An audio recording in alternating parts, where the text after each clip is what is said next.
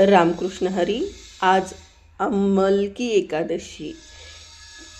अमलकी एकादशी का करतात, कशी करतात ते आज आपण जाणून घेऊ. व्हिडिओ आवडल्यास नक्की लाईक करा, शेअर करा, सबस्क्राईब करा. बरेच लोक असे आहेत जे व्हिडिओ पाहतात, शॉर्ट्स पाहतात, पण लाईक करत नाही, सबस्क्राईब करत नाही. नक्की करा.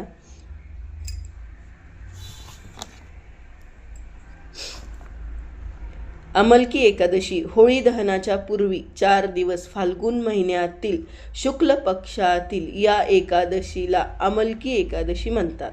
या दिवसात आवळ्याच्या वृक्षावर भगवंत निवास करतात म्हणून आवळ्याच्या वृक्षाखाली बसून भगवंताची पूजा, आवळ्याच्या सेवन, आवळा फळाचे दान देण्याचे महत्त्व आहे.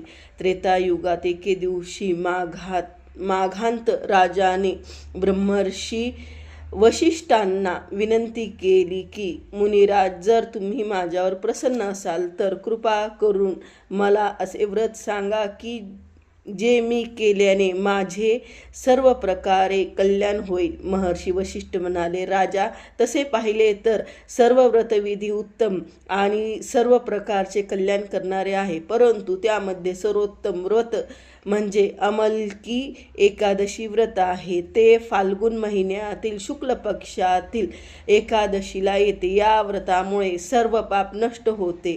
ते सर्व विधीपूर्वक करण्यामुळे 1000 गायी दान केल्याने जेवढे पुण्य मिळते तेवढे पुण्य प्राप्ती होते. या संबंधात एक कथा मी आपल्याला सांगतो, लक्षपूर्वक ऐका. पूर्वी वैदेशी नावाची इंद्राची अमरावती नगराच्या बरोबरीची वैभव संपन्न नगरी होती. त्या नगरीत ब्राह्मण, क्षत्रिय, वैश्य, शूद्र, चारी वर्णाचे लोक बंधुभावाने सहकार्याने राहत होते. नगरीमध्ये सतत वेद घोष चाले. पापी, दुराचारी, नास्तिक असा एकही नगरवासी तेथे नव्हता. तेथे चित्ररथ नावाचा पुण्यशील, सर्वगुण संपन्न, धर्मशील, महापराक्रमी राजा राज्य करीत होता. तो स्वतः वेदशास्त्र निपुण तत्ववेद्ता होता. त्याचे आपल्या प्रजेवर प्रचंड प्रेम होते. रात्रंदिवस प्रजेच्या हिताचा तो विचार करी.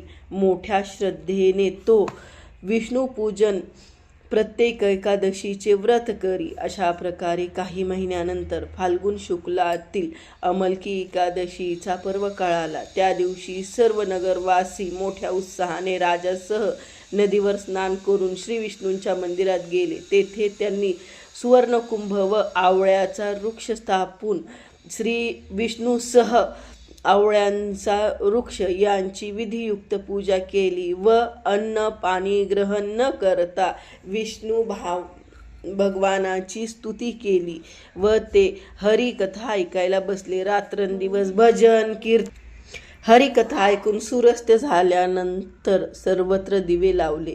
रात्रभर हरिकीर्तन भजन सुरू होते. सगळे मोठ्या भक्तिभावाने जागरण करीत होते. त्याच दिवशी एक पारधी वनात शिकारीला आला होता. तो अत्यंत दुराचारी, महाघातकी होता. आपल्या कुटुंबाचे पालनपोषण व पशुपक्ष्याची शिकार करीत असे.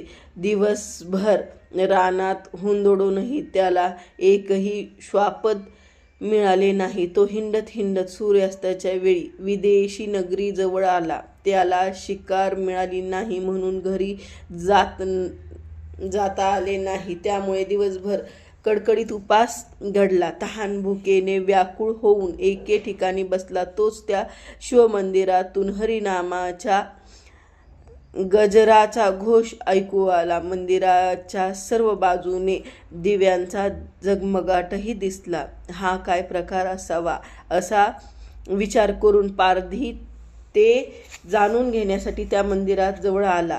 विष्णू मंदिरातील ती पूजा, हरिकीर्तनात रंगलेले लोक पाहून त्याला आश्चर्य वाटले. त्यांचे बघून तो ही मंदिरात एका कोपऱ्यात रात्रभर हरिकीर्तन ऐकत बसून राहिला. प्रातःकाळी सर्वजण आपापल्या घरी गेले. पारधी आपल्या घरी आला. पारध्याच्या हातातून फाल्गुन शुक्ल एकादशीचा उपवास, रात्रभर हरिकीर्तनाचे श्रवण, त्यानिमित्ताने जागरण झाले. त्याला शिकारीबद्दल तिटकारा वाटू लागला.